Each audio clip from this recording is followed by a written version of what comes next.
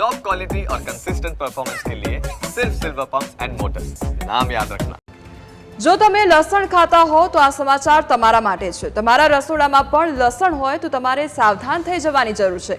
તમારા ઘરે તો ચાઇનીઝ લસણ નથી આવી રહ્યું ને, તમે જે આરોગી રહ્યા છો તે લસણ ચાઇનીઝ તો નથી ને, એ જોવું અત્યારે જરૂરી બની ગયું છે। કારણ કે રાજકોટના ગોંડલ માર્કેટ યાર્ડમાં ચાઇનીઝ લસણ આવ્યું છે। 600 કિલો વજન અને 30 કટ્ટા ચાઇનીઝ લસણ આવ્યું છે અને ભારતમાં ચીનના લસણ પર પ્રતિબંધ છતાં પણ આ લસણ આવી ગયું છે અને પ્રતિબંધિત લસણ ગોંડલ કઈ રીતે આવ્યું તે સવાલ થઈ રહ્યો છે। ચાઇનીઝ લસણ મુદ્દે તપાસ હાથ ધરવામાં આવી છે।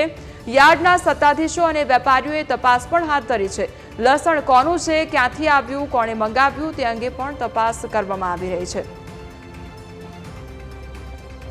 અને સાથે યોગ્ય જે થઈ શકે એ કરવા વિનંતી કરેલી છે।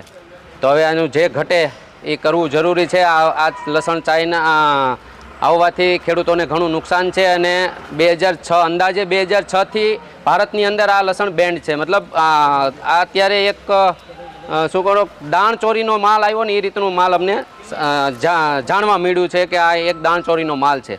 તો એનું યોગ્ય પગલાં લેવા સત્તાધીશોને અમે વિનંતી કરેલી છે। અમારા વેપારીઓનો લસણનો અનુભવ છે, હીરા કરતાં વધારે લસણને પારખે છે અને બધાએ અમને બોલાવ્યા કે ચાઇનાનું લસણ આવ્યું છે। જોકે કાયદેસર આ માલ દાણચોરીનો ગણાય, કારણ કે ચાઇનાનું લસણ ભારતની અંદર બેન્ડ છે અને અમારા વેપારીઓને એવું રજૂઆત છે કે આ દેશ લેવલે યોગ્ય નિર્ણય લેવો જોઈએ। એટલે અમે આ વાત જોઈ સાંભળી અને અમને એવું દેખાય છે કે આની ઉપર કડક કાર્યવાહી થવી જોઈએ।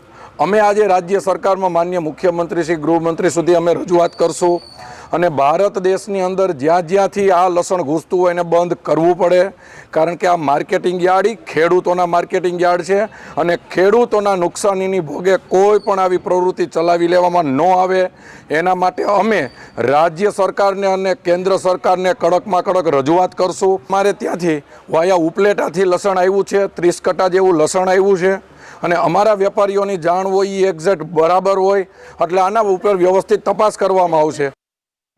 રાજકોટના ગોંડલ માર્કેટ યાર્ડમાં ચાઇનીઝ લસણ મળતા નવો વિવાદ સર્જાયો છે। ભારતમાં પ્રતિબંધિત છતાં યાર્ડમાં ચાઇનીઝ લસણ મળતા ખળભળાટ મચ્યો છે। યાર્ડના ચેરમેન અલ્પેશ ઢોલરિયાની ન્યૂઝ કેપિટલ સાથે ખાસ વાતચીત કરવામાં આવી છે। રાજ્ય કેન્દ્ર સરકારને ઈમેલ દ્વારા ઘટનાની જાણ કરવામાં આવી છે। મુખ્યમંત્રી, ગૃહ રાજ્યમંત્રી, કૃષિ મંત્રીને સમગ્ર મામલે જાણ કરવામાં આવી છે। ગોંડલ યાર્ડમાં આશરે 600 કિલો ચાઇનીઝ લસણ પકડાયું છે તે અંગે પણ વાતચીત કરવામાં આવી છે। તો ઉપલેટાથી અલ્તાબ નામનો ખેડૂત ગોંડલ યાર્ડમાં લસણ વેચવા માટે આવ્યો હોવાની વાત સામે આવી છે। સ્વાસ્થ્ય માટે પણ હાનિકારક છે આ ચાઇનીઝ લસણ અને સમગ્ર મામલે યાર્ડના સત્તાધીશો દ્વારા પોલીસ ફરિયાદની તજવીજ શરૂ કરવામાં આવી છે। ગોંડલ યાર્ડના ચેરમેન અલ્પેશભાઈ ઢોલરિયા આપણી સાથે જોડાયા છે। અલ્પેશભાઈ, ચાઇનાના લસણ ઝડપાયા બાદ શું કાર્યવાહી કરવામાં આવી છે? અમારા વેપારીઓએ જે રીતે અમને જાણ કરી કે આપણા માર્કેટિંગ યાર્ડમાં ચાઇનાનું લસણ આવ્યું છે જેના ભોગે ખેડૂતોને બહુ મોટી નુકસાન જાય, તો આવા તત્વો ક્યાંથી આ લસણ લઈ આવે છે આની ઉપર કાયદેસર દંડાત્મક કાર્ય થાય એના માટે ગોંડલ માર્કેટિંગ યાર્ડ તરફથી રાજ્ય સરકારમાં આપણા કૃષિમંત્રી રાઘવજીભાઈને, આપણા ગૃહમંત્રી હર્ષભાઈને તેમજ આપણા મુખ્યમંત્રી શ્રીને અહીંથી અમે અમારા લેટર ઉપર ફરિયાદ મેલ કરી છે। એ ઉપરાંત અમે કેન્દ્ર સરકારમાં પણ આ બધા લેટર મેલ કર્યા છે। તો કોઈ પણ ચમરબંધી હોય જે ખેડૂતોને નુકસાન કરવાના કાર્ય કરતા હોય એને માર્કેટિંગ યાર્ડમાં ખેડૂતોના ભોગે કોઈ પણ સંજોગોમાં છોડવામાં આવશે નહીં। એની ઉપર તમામ પ્રકારની કાર્યવાહી કરવામાં આવશે। ખેડૂતોના હિત માટે તમે હંમેશા લડત આપો છો, ત્યારે આ પ્રકારનું કૃત્ય કેટલું વ્યાજબી? કારણ કે ચાઇનાથી સીધો માલ ગોંડલ આવ્યો, આ ખૂબ મોટી વાત છે। ગોંડલ માર્કેટિંગ યાર્ડ ઉપર સમગ્ર સૌરાષ્ટ્ર અને ગુજરાતના લોકોને ભરોસો છે। એનું કારણ એ છે કે આ વિસ્તારના ખેડૂતો છે ને અમારા ભગવાન છે અને અમારા ભગવાન આરે કોઈ છેડા કરવાના પ્રયત્ન કરે અમે ક્યારેય ચલાવી ન લઈ। કોઈ પણ ચમરબંધી હશે એને છોડવામાં નહીં આવે અને એની ઉપર કડકમાં કડક કાર્યવાહી કરવામાં આવશે। ખાસ પોલીસ ફરિયાદની વાત છે તો પોલીસ ફરિયાદ પણ કરવામાં આવશે યાર્ડ તરફથી?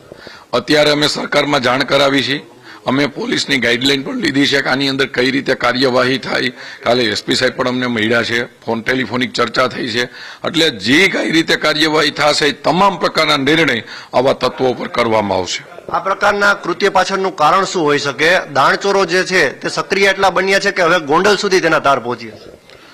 આમ તો આવા લુચ્ચા તત્વો હોય તો ગમે ત્યાંથી ગમે ત્યાં વેચવા જતા હોય, અને આમ પણ ગોંડલ માર્કેટિંગ યાર્ડ ખાલી ગુજરાતમાં નહીં સમગ્ર દેશમાં અવ્વલ નંબરનું માર્કેટિંગ યાર્ડ છે.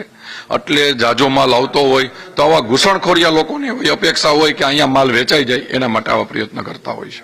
હાલ અત્યારે યાર્ડના ચેરમેન દ્વારા રાજ્ય સરકાર તેમજ કેન્દ્ર સરકારને રજૂઆત કરાઈ છે અને એ પણ ઈમેલ દ્વારા પણ રજૂઆત કરાઈ છે. સાથે એસપીએ ડાયરેક્ટ યાર્ડના ચેરમેન સાથે પણ વાત કરી છે અને આગામી દિવસોમાં પોલીસ